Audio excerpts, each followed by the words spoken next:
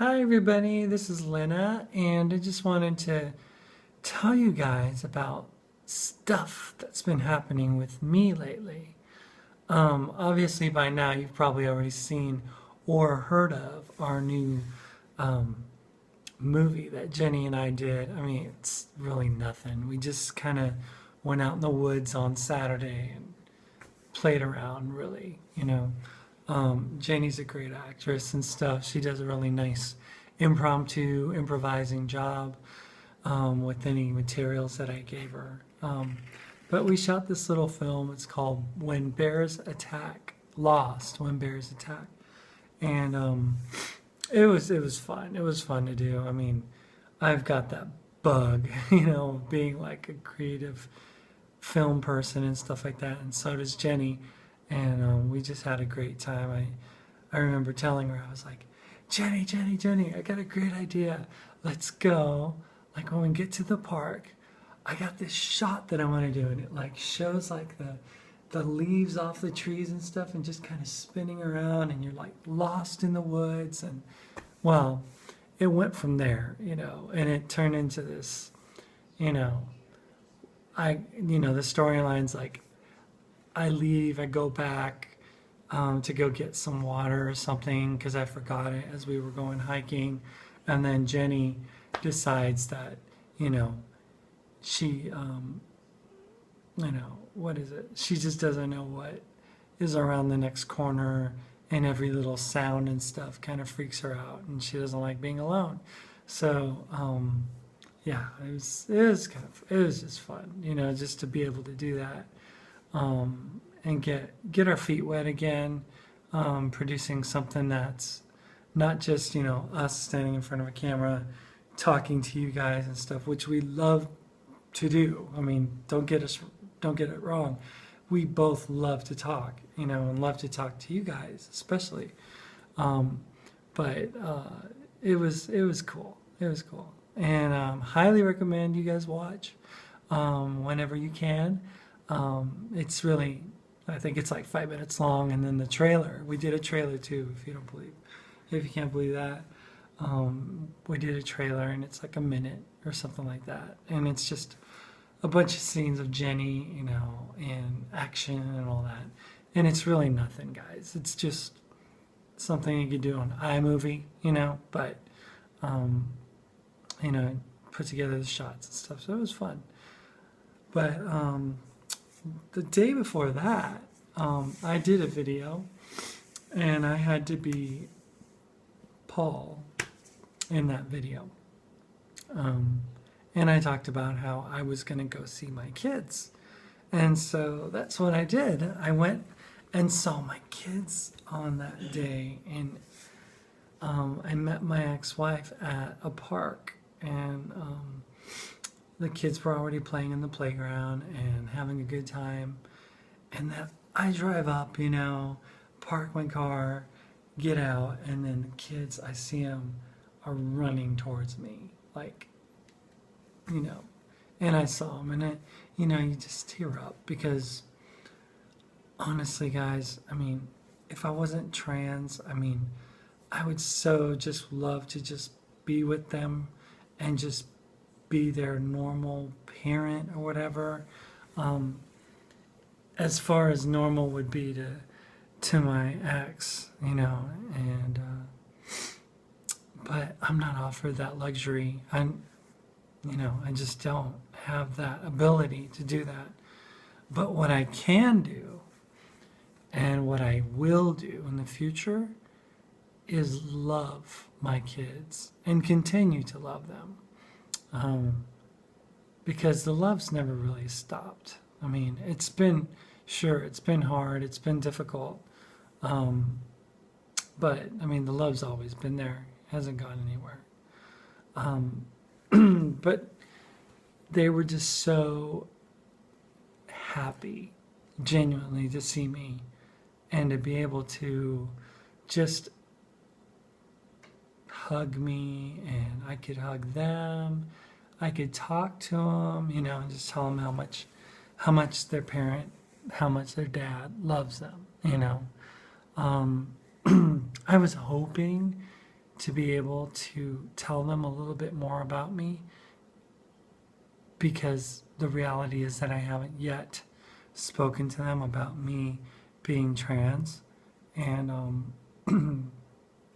it would have been nice to do, but I just didn't have the liberty. I remember, putting my arm around my 13-year-old daughter and then just walking with her and just telling her, that I loved her, and not to forget that, that I always will love her. And I was gonna tell her more, but I see her mom in front of us, and she looks back at me and she's like, I'm like, what? She's like, it's almost like, you're not gonna tell her, are you? You're not gonna mention that, are you? And it's like, at this point, guys, it's overdue. At this point, guys, it doesn't seem like it's helping anyone for me to continue to not reveal this information to my children. And I know that it's very difficult, and I know that other people have been through this before, but it's time. It really is. I'm past due. I know that. My daughter deserves an answer. She does. And I just almost, it was like this close, almost did it. It would have been so wonderful to have done it too. But I didn't. And we went for a walk together, we were like just hanging out. I was throwing the ball with the other boys. My 8-year-old, my 11-year-old, my 4-year-old was playing with his scooter and having a good time. And I would carry him some, and I would carry the scooter some, and and he just gave me the biggest hug when he first saw me, by the way. It was a tearjerker for sure. Because, people, he's 4. What do 4-year-olds do best? Give love. They're incredible love givers, and he's a special guy. I'm just going to tell you a little bit about him. His name's Zachary, and Zachary's really special. You know why? Because when Zachary was born in 2009, we almost lost him. He was not eating, and he wasn't breastfeeding, and he was losing weight, and it was a month later, and he was still not gaining.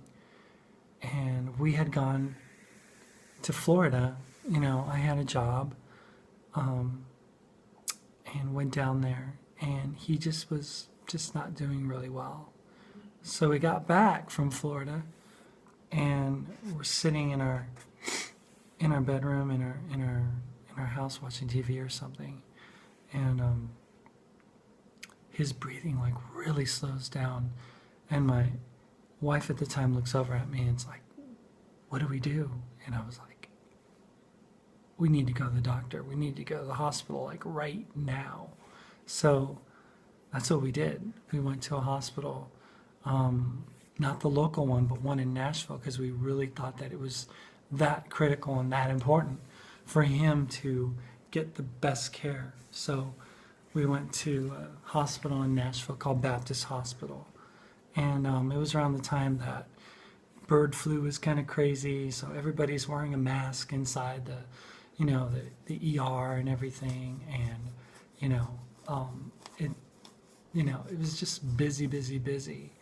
And here we are with our little infant, my ex is bringing him in, and I'm with the other kids in the van, sitting in the parking lot, waiting for like 2 hours in the ER. And thankfully, he was normalizing, his pulse rate was normalizing and everything. But when his number came up to be called and stuff, they said, oh, we can't really treat him here. we're going to have to send him to Vanderbilt Children's Hospital, which is a world-renowned children's hospital, has really great research facility, and it's a great place for kids and stuff to receive care. So they did the whole ambulance thing, and we had to get the ambulance ride all the way to the hospital, and it was only like 2 minutes away. And then he got to that ER, and he was doing fine. But then his pulse started just going down. And it got to the point when he was in observation where his body was shutting down. Now, I don't know if he had, a little like SIDS or something like that, or I don't know if he hadn't developed completely his lungs or anything when he was when he was born and stuff. He was only a month-old little guy, but he was not doing well, So immediately, a team of doctors came and swooped him up and took him out of there, and they rushed him up the stairs to like the critical neonatal unit, with all the, crazy operating rooms and stuff like that. And they ran every test known to man. And my then wife stayed with him, for like 2.5, 3 days, I got a room at a hotel close by, and took my kids, took care of them and stuff like that, and tried to keep their minds distracted from what was happening.